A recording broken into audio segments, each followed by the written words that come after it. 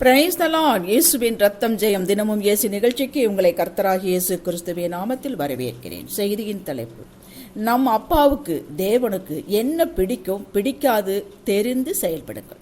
ஆதார வசனம் கொலேசியர் 1:10. சகலவித நற்கிரியிலுமாகிய கனிகளை தந்த தேவனை அறிகிற அறிவில் விருத்தி அடைந்து கர்த்தருக்கு பிரியம் உண்டாக அவருக்கு பாத்திரமாய் நடந்து கொள்ளவும். இது வசனம் இப்படி செல்கிறது. தேவனுக்கு பிரியமானவர்களே, ஒரு பள்ளி மாணவன் பஸ்ஸில் டென்ஷனாக உட்கார்ந்திருந்தார். பஸ் ஒவ்வொரு ஸ்டாப்ல நிற்கும் போது டென்ஷன்.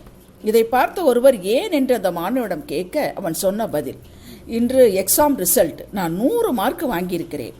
ஆசிரியர் இந்த ஆன்சர் பேப்பரில் வெல் டன் என்று போட்டிருக்கிறார்.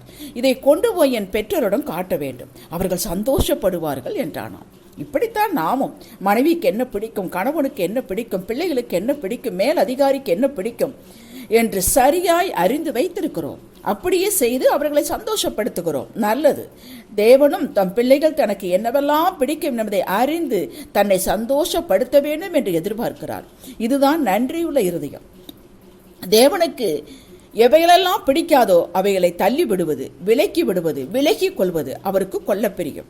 வேதத்தை வாசிக்கும் பொழுது எங்கெல்லாம் ஆசீர்வாத வசனங்கள் வருகிறது என்று அடிக்கோடிட்டு அதை மனப்பாடம் செய்து ஜெபத்தின் போது அந்த வசனங்களை அறிக்கை செய்து கேட்பது அவருக்கு பிரியம்தான், நல்லதுதான். இது அவரை கனப்படுத்துதல், மகிமைப்படுத்துதல் ஆகும். அதை காட்டிலும் அவருடைய கட்டளைகள் என்ன, அவருக்கு எதில் பிரியம் என்பதை ஒரு நோட் புத்தகத்தில் எழுதுங்கள். என் தேவனுக்கு பிரியமானது என்று தலைப்பிடுங்கள், என் தேவனுக்கு பிரியமில்லாதது என்று தலைப்பிடுங்கள். அதை எழுதி கொண்டே வாருங்கள். அதன் மீது கை வைத்து ஜெபியுங்கள். தகப்பனே, இதில் உள்ளவைகளின்படி நடக்க எனக்கு பலன் தாருங்கள், நான் இப்படி நடக்க விரும்புகிறேன் என்று ஜெபியுங்கள். இதில் அவருக்கு பிரியம், அப்படியே பலன் தருவார். அவர் தந்திருக்கிற பலன் தந்திருக்கிறார் என்பதை ஒவ்வொன்றாக நீங்க செயலில் காட்டுங்கள்.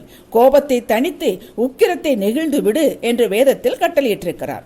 அவருடைய கட்டளைகள் யாவும் நாம் பின்பற்றவும் நிறைவேற்றவும் கூடியதே, கடினமானதல்ல. ஒவ்வொரு முறை கோபம் வரும்போது இதை ஆவியானவர் உணர்த்துவார். இதுதான் அவர் தரும் பலன். உணர்த்தும் போதே அதிலிருந்து விடுதலையாக பலன் அதற்குள்ளேயே இருக்கிறது. அதை கடந்து செல்ல பலனும் உண்டு. இதை உணர்ந்த பவுல் இப்படி சொல்கிறார்: என்னை பலப்படுத்துகிற கிறிஸ்துவினாலே எல்லாவற்றையும் செய்ய எனக்கு பலன் உண்டு. எல்லாவற்றையும். யாருக்கு உதவி செய்தல் கொடுத்தல் அவருக்கு பிடிக்கும், பிறருக்கு உதவி செய்தல் அவருக்கு பிடிக்கும். அதை விட வலதுகை கொடுப்பதை இடதுகை அறியாமல் இருக்க வேண்டும் என்று விரும்புகிறார்.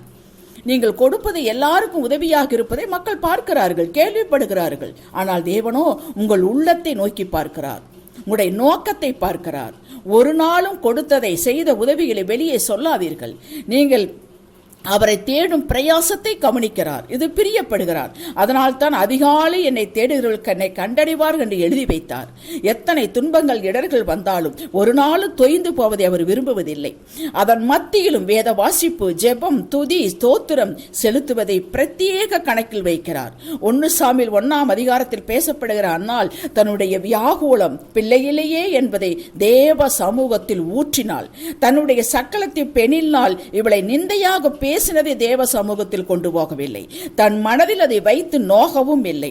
உங்களுக்கு பிரச்சனை இருக்கும் நபர்களை ஒரு நாள் கண்டனம் செய்யாதீர்கள். உங்களுக்கு விடுதலை வேண்டும் என்று கேளுங்கள். இப்படி நடக்க வேண்டும் என்று இருக்கிறது, அவ்வளவுதான். சவுல் தாவீதினுடைய ஜீவனை வாங்க அழிக்க துரத்தி கொண்டே இருந்தான்.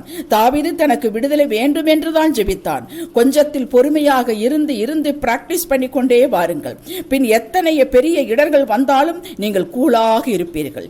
இயேசு தன்னை சிலுவையில் அறைந்தவர்களுக்கு ஜெபித்தாரே, அந்த குணம் நமக்கு பிள்ளைகளாகி நமக்கு உண்டு, வேண்டும், வெளியே காட்ட வேண்டும். இதில் தான் கொஞ்சம் பிரச்சனை. ஒவ்வொரு முறையும் பிலிப்பியர் 4:13 நினைவுபடுத்திக் கொள்ளுங்கள். எளிமையாக யதார்த்தமாக இருங்கள். அப்பாவுக்கு ரொம்ப பிடிக்கும். ஆமேன். ஜெபிக்கலாம். கிருபையின் ஆண்டவரே, தாவீது ஜெபித்தது போல நாங்களும் ஜெபிக்கிறோம். வேதனை உண்டாக்கும் வழி என்னிடத்தில் உண்டோ என்று பார்த்து நித்திய வழியிலே எங்களை நடத்தும். மறைவான குற்றங்களுக்கு எங்களை நீங்களாக்கும். எங்கள் கண்மலையும் எங்கள் மீட்பருமாகிய கர்த்தாவே, எங்கள் வாயின் வார்த்தைகளும் எங்கள் இருதயத்தின் தியானமும் உம்முடைய சமூகத்தில் பிரீதியாயிருப்பதாக. ஆமேன். இயேசுவின் நாமத்தில் அன்பின் பிதாவே. ஹல்லேலூயா.